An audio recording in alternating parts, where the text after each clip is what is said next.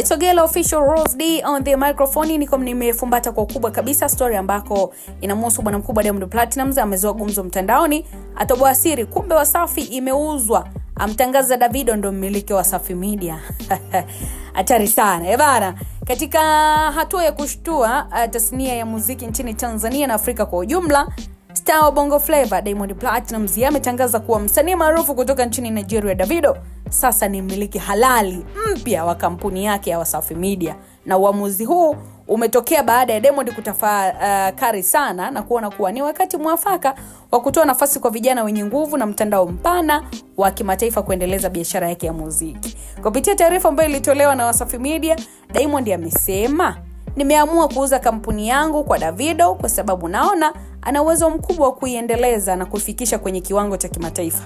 Ni uamuzi wa kimkakati na wa kishujaa." Hii inakuja mara tu baada ya Wasafi Media kwa kitovu cha maendeleo ya wasanii wengi wa Bongo Flava ikiwemo Harmonize, Rayvanny na wengine kibao.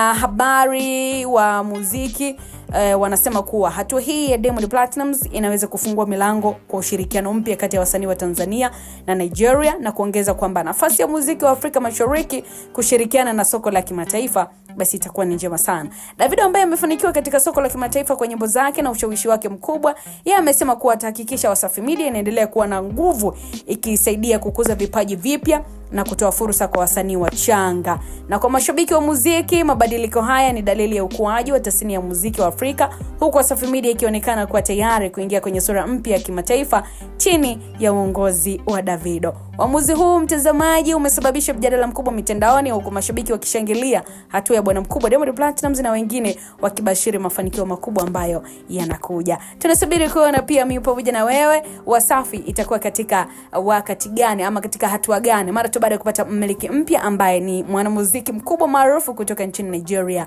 Davido. Na mimi natamatisha, ukiwa na maoni yako moja kwa moja utaendelea kuyadondosha hapo kupitia comment section. Sasa kuangazia kwa wakati mwingine. Bye bye.